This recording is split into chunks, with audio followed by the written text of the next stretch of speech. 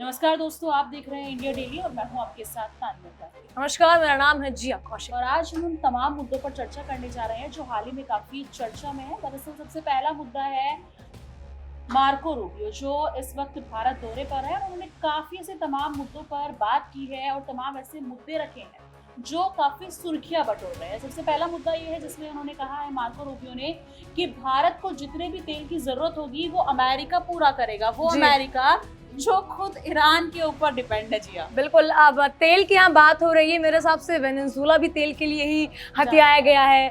ठीक है, ईरान को अब जो कि United states of middle east दिखाया गया है ईरान को, वहाँ पे तो तेल की ही लड़ाई हो रही है तान्या। लेकिन अब भारत को कहाँ से वो तेल दिया जाएगा, मुझे इस बारे में, क्या तो वेनेजुएला से आ रहा है वो तेल या ईरान से? जिस हिसाब से मार्को रूबियो मतलब भारत आए हैं, तो ऐसा नहीं लग रहा कि इसके पीछे कोई तो चाल है डोनाल्ड ट्रम्प की, कुछ तो दिमाग लगाया। शायद ये हो सकता है, जैसे वो खुद चाइना गए थे, तो ये हो सकता है कि शायद ईरान के पक्ष में करने के लिए, ईरान को झुकाने के लिए। लेकिन भारत का, मैं एक बार क्लियर कर दूं, सबका स्टैंड, भारत का जो स्टैंड है वो हमेशा न्यूट्रल रहा है। भारत ने कभी भी किसी भी चीज के लिए बोला नहीं, क्योंकि जो दो देशों की आपसी लड़ाई है वो आपस में सुलझाएंगे।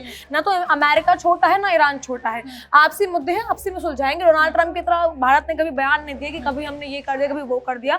लेकिन डोनाल्ड ट्रम्प का तान्या मैं रवैया एक बार देखना चाहूंगी कि ये देखिए, कल परसों तक कहा जाता था कि हम जीत गए हैं, ईरान हमारे कंट्रोल में है।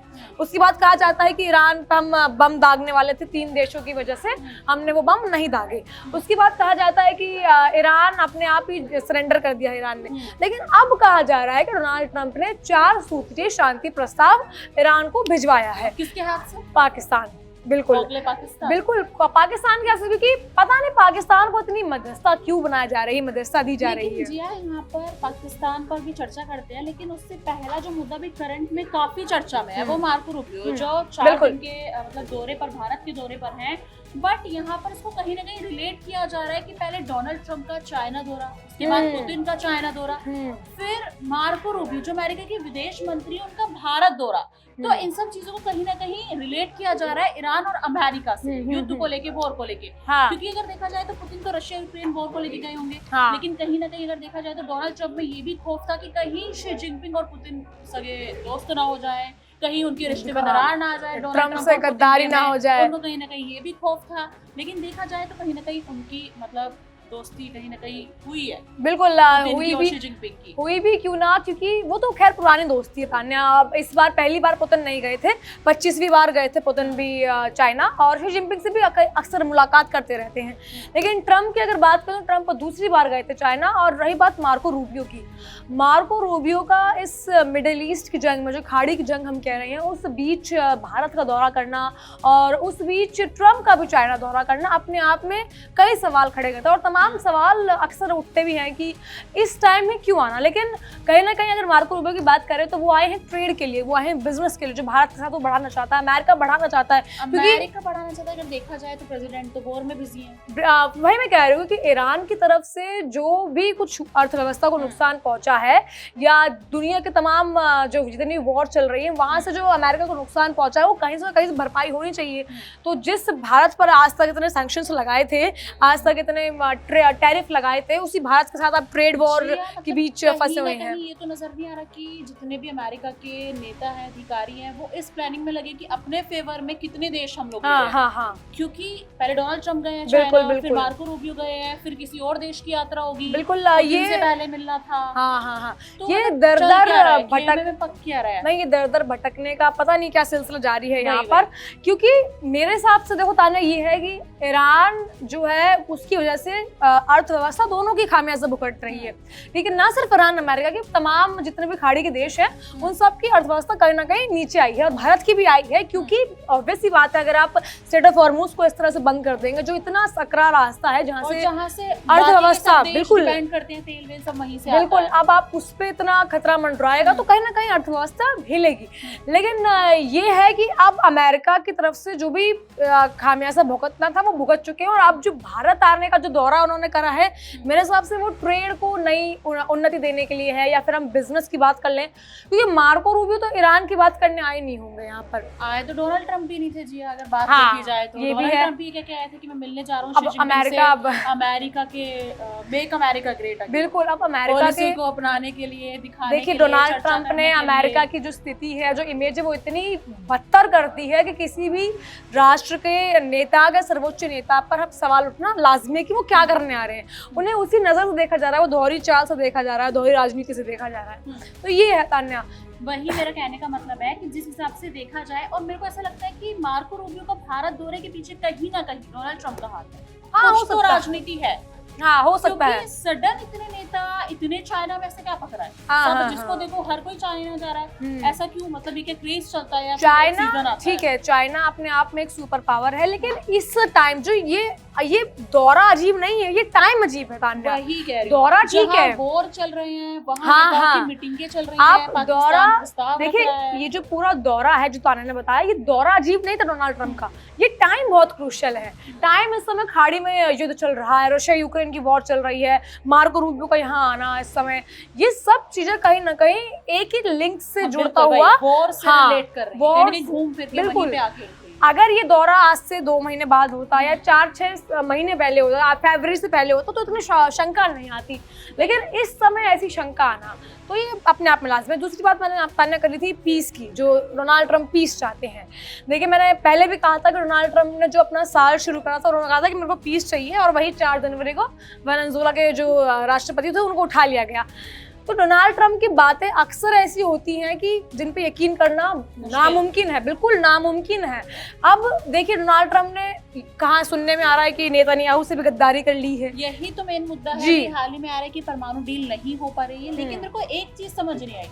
इजराइल अगर अपने आप में इतना पावरफुल है, नेतन्याहू अपने आप को इतना पावरफुल समझते हैं, तो उनको डोनाल्ड ट्रम्प की क्या जरूरत है? वो क्यों नहीं चाहते कि ईरान और अमेरिका वॉर रुके? क्योंकि देखिए, इल्जाम क्यों डोनाल्ड अपने रिश्ते खराब कर रहे हैं डोनाल्ड ट्रम्प से? डोनाल्ड या तो ट्रम्प पे profit मिलना खत्म हो गया, हाँ हाँ हाँ ये कह सकते हैं हम। नहीं, ये हो सकता है कि डोनाल्ड ट्रम्प पर सारी जितना भी जिम्मेदारी है वो, या जितना भी नाम है, डोनाल्ड ट्रम्प पे डाल देंगे और हम पीछे से बच के निकल जाएंगे। बैकफुट पे मतलब बैकफुट असली से खेल खिलाड़ी रहे हैं, मतलब नेतन्याहू। बैकफुट से खेल रहे हैं वो, आगे ट्रम्प को धकेल रहे हैं, लेकिन ट्रम्प भी कम नहीं है। ट्रम्प के पास भी शातिर दिमाग है, उन्हें पता है कि अगर मैंने ईरान पर कब्जा कर लिया तो तेल मेरा हो जाएगा। वो भी अपने दिमाग से खेल रहे हैं वहां पर, लेकिन वो भूल गए हैं कि सामने ईरान है। ईरान की जो आवाम रही है, ईरान की जो कौम रही है, वो सदियों से इस सब चीज़ों को देखती आई है। चाहे आप 1979 का रेवोल्यूशन ले लीजिए, चाहे उससे पहले ले लीजिए, ना इतना पुराना नहीं जाते हैं। आप ये देख लीजिए, खामेनेई को जब मारा गया, उसके बाद भी अमेरिका चाहता था सत्ता परिवर्तन हो वहाँ पर, लेकिन ईरान की कौम इतनी मजबूत है कि वहाँ सत्ता परिवर्तन नहीं हुआ, और मोस्तफा खामनेई अब एज ए सुप्रीम लीडर वहाँ पे वर्क कर रही हैं। लेकिन अगर अमेरिका के हिसाब से चीजें हो रही हैं तो बहुत बढ़िया है, अमेरिका के हिसाब से चीजें नहीं हो रही है वही मुद्दा है तो यहाँ गलत पर है। जिया, मतलब आखिर मेरे को ऐसा लगता है कभी-कभी डोनाल्ड ट्रम्प खुद कंफ्यूज है, आखिर उन्हें चाहिए क्या? अगर देखा जाए, स्टेटमेंट ये दिए जाते हैं, उनको ना तो तेल चाहिए, उनको कभी परमाणु चाहिए, उनको खुद डिसाइड नहीं कि मैं किस चीज के लिए आपने एक चीज बिल्कुल आपने एक नोट करी होगी, उन्होंने कहा कि हमारा आतंकवाद का मुद्दा है, ईरान आतंकवाद फैला रहा है। और जब पाकिस्तान जब गए थे, तब जेडी वैंस ने कहा कि एक ही मुद्दे पर बात रुकी हुई, वो है न्यूक्लियर। क्या तब आतंकवाद का मुद्दा नहीं था? तब आपने नहीं बोला, जाना ही आतंकवाद के लिए बिल्कुल। अब आप कह रहे हो उससे प्रस्ताव भिजवाए जा रहे हैं ईरान वॉर को रुकवाने के लिए। मैं वही कह रही हूँ, डोनाल्ड ट्रम्प जिस मध्यस्थता की भूमिका में, यूएन में कई बार ये साबित हो चुका है कि जो पाकिस्तान है वो टेररिस्ट ग्रुप्स को सपोर्ट करता है, वो खुद एक टेररिज्म फैलाता है, यूएन में कितनी बार प्रूव हो चुका है।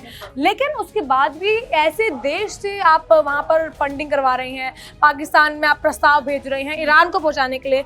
सीधा बात कर लीजिए, आप चाइना गए थे कि चाइना के थ्रू ये बात नहीं हो सकती थी, लेकिन पाकिस्तान ही क्यों? ये अपने आप में डोनाल्ड ट्रम्प को कहीं ना कहीं शक के घेरे में खड़ा करता है। डोनाल्ड ट्रम्प शांति चाहते ही नहीं कभी, क्योंकि पाकिस्तान जैसा देश मेन मुद्दा है। अगर देखा जाए, अगर डोनाल्ड ट्रम्प शांति चाहते तो उनके ऐसे स्टेटमेंट क्यों आते? उन्होंने कहा कि मैं ईरान पे दोबारा वॉर करने वाला हूँ, लेकिन मेरे को 3 कंट्री ने रोका हुआ है, हाँ, जिसमें कतर, यूएई, ये सारे नाम थे, सऊदी। ऐसा कौन सा देश है जो युद्ध करना चाहता है 3 कंट्री के कहने पे रुका है? अगर वो इतने ही रुकने वाले थे, जो भी हाल ही में किया गया है, मतलब अमेरिका और इजराइल ने मिलकर ईरान पे किया था, तब क्यों नहीं रुका ये वॉर? तब भी वॉर था ना, अगर देखा जाए। बिल्कुल, ये आप तान्या बहुत खोखली धमकी, ये बहुत सही सवाल है तान्या का। अब ये देखिए, जो 3 देश तान्या ने बताए, उन 3 देशों ने आपसी कोई बयान ही नहीं दिया। डोनाल्ड ट्रम्प के बयान है, और वो बयान ऐसा लग रहा था तान्या, डोनाल्ड ट्रम्प में ना एक नेक्स्ट लेवल कॉन्फिडेंस कह सकते हाँ, हैं, वो हाँ। कुछ ज्यादा हाई है। ये ओवर कॉन्फिडेंस है। अपना तो ठीक है, अपने तो तुम वादे कर रहे हो, दावे कर रहे हो, स्टेटमेंट दे रहे हो, आए दिन आपके स्टेटमेंट बदल रहे हैं, कभी अपने ट्वीट कर रहे हो वो झट से डिलीट हो जा रहे हैं, खुद अपने स्टेटमेंट पे नहीं रुक पा रहे हो। जी बिल्कुल। अपने साथ साथ अच्छा, बाकी देशों के ट्वीट statement कर तो रहे खुद ही हैं, दे रहे हो कि उसने सहमति जताई, उसने मेरे को ये कहा है कि ये करो, वो ट्वीट करो। तो कर रहे हैं, लेकिन अगर कोई देश इनकी बात नहीं मान रहा तो उसको गाली अलग बक रहे हैं। ईरान को इन्होंने ट्वीट करा है, बिल्कुल ईरान को इन पे ट्वीट करा गया है कि ऐसे ऐसे करके आप अगर गाली देते हुए बोला है, आप स्ट्रेट ऑफ हॉर्मुज खोल दीजिए, नहीं तो हम बम दागेंगे आप पर। अगले दिन आगे कहते हैं कि स्ट्रेट ऑफ हॉर्मुज हमारे अंदर है, फिर कहा जाता है कि 48 घंटे की आपके पास अल्टीमेटम दे रहा हूं मैं, खोल दीजिए खोल दीजिए। मतलब तान्या, सुपर पावर होना ऐसी कौन सी सुपर पावर है जो 8 बार ये कन्फेस करती है कि वी वॉन, मतलब हम जीत गए, जो जीत गया उसको ढिंडोरा पीटने की जरूरत है। जीतते वो हैं जो असल में नहीं जंग जीतते, जी। उनको सिर्फ ढिंडोरा पीटना होता है। बिल्कुल, उनको मतलब एक होता है जो जीतते हैं वो ढिंडोरा नहीं पीटते, जी। अगर देखा जाए। मतलब इस तरह से बोल रहे हैं, जो भी पत्रकार इन्हें पूछ रहा है, चाहे वो ईरान के बारे में पूछ भी नहीं रहा। अभी हाल ही में जी एक बात बोली थी आपने कि डोनाल्ड ट्रम्प ने कहा कि हम बम दागेंगे। अब यहाँ पर एक पॉइंट पकड़ा जाता है कि बम दागेंगे। अगर बम आपके पास है, आपकी कंट्री के पास है, तो फिर ईरान से क्यों परमाणु मांगे जा रहे हैं, उनको क्यों नष्ट किया जा रहा है, ये मुद्दा समझ नहीं आ रहा। मतलब अगर कोई तेल को लेकर लड़ाई चल रही है, परमाणु आपको चाहिए, आतंकी मुल्क वो है, अरे तुम चाहिए क्या वो बताओ। डोनाल्ड ट्रम्प हर 2 महीने बाद एक नया वो देखते कंट्री, हाँ एक कंट्री देखते कि इस कंट्री को मुझे अपने आप में खबरें नहीं आ रही हाँ, मेरी कब्जे में लेना है। पहले वेनेजुला था, वही 2 महीने बाद ईरान हो गया, और उसके बाद अब क्यूबा आ जाएगा। अब मतलब ऐसे ऐसे करके आप कह रहे हो कि हम सुपर पावर हैं, सुपर पावर है। सुपर पावर एक बताना और एक होने में फर्क होता है। लेकिन तान्या, कहीं ना कहीं ऐसा नहीं लग रहा कि जो डोनाल्ड ट्रम्प है वो अपने साथ साथ पाकिस्तान को भी लाइमलाइट दे रहे हैं विश्व स्तर पर। आदत है ना, दोस्त सगे संबंधी। मतलब अगर आपका आतंकवाद, आपका दोस्त नहीं, अगर आपका दोस्त आतंकवाद को समर्थन कर रहा है, हाँ, और अगर आप बोल रहे हो ईरान ने करा है तो गलत हो गया। या तो फिर डोनाल्ड ट्रम्प कुछ भी करे वो हमेशा सही है, वो हमेशा कभी गलत हो ही नहीं सकता। क्यों? क्योंकि वो डोनाल्ड ट्रम्प है। डोनाल्ड ट्रम्प की अक्सर कहा जाता था पहले कि डोनाल्ड ट्रम्प बहुत ही मैच्योर आदमी है, बहुत अच्छी से चीज़ें संभालते हैं। पहले अंतरकाल, जो पहला इनका जितना भी अंतरकाल था इनके शासन का, उसमें दिखा कि ठीक है थोड़े बहुत इन्होंने टैरिफ लगाए, ट्रेड करी, क्या ही कर लेंगे, ट्रेड वॉर हुई, और जब थोड़े बहुत लगाए उनको लगा कि कुछ नहीं हो पा रहा तो उनका हाँ, और हाई कर मतलब हर युद्ध पर बयान देना किस सुपर पावर के लिए पक्ष में जाता है, मुझे तो ये समझ नहीं आया। सुपर पावर कई हैं, कहीं आपने नॉर्थ कोरिया को देखा बोलता हुआ नहीं देखा होगा, कहीं आपने जिनपिंग को देखा बोलते हुआ नहीं देखा होगा, पुतिन को देखा नहीं देखा होगा। क्यों? भारत उठा लो, भारत को भी नहीं देखा। इंटरनेशनल पॉलिटिक्स में वो करता है भारत हमेशा बात, अब देखिए ये होता है माइंडसेट, भारत को छेड़ा जाता है तब भारत नहीं पीछे। बिल्कुल, ये होता है माइंडसेट देखिए भारत का हमेशा ग्रोथ की तरफ रहा है कि आप इंटरनेशनल लेवल पर कैसे ग्रोथ कर सकते हैं, आप स्पोर्ट्स में, आप पॉलिटिक्स में, हर जगह आप यूएन जाते हैं, हमारे मुद्दे उठाते हैं। भारत जब तक किसी भी देश को छेड़ा ना जाए भारत बोलता नहीं। भारत पाकिस्तान हरकतें करता है, नाकाम कोशिशें करता है तो फिर पिटता भी है वो चीज। लेकिन ऐसे तमाम सुपर पावर्स जो हैं उन्होंने कभी ऐसा कोई बयान दिया ही नहीं है जो किसी युद्ध को भड़का सकता है। लेकिन डोनाल्ड ट्रम्प की तरफ से हमेशा ये बयान आते रहे हैं कि हाँ हम भड़का सकते हैं, ये जो युद्ध है वो भड़क सकता है। तो ये सब रहा। तान्या, अब क्या करेंगे? यही यहाँ पर जिया मुद्दा है कि डोनाल्ड ट्रम्प जो अगर कह दें, अगर देखा जाए खुद के राजा, जिस मुल्क के वो खुद के राजा है, वो खुद कंफ्यूज होने चाहिए क्या, किस चीज की जंग लड़ रहे हैं। उनकी आवाम भी अब मैं बताऊं बहुत परेशान हो चुकी है।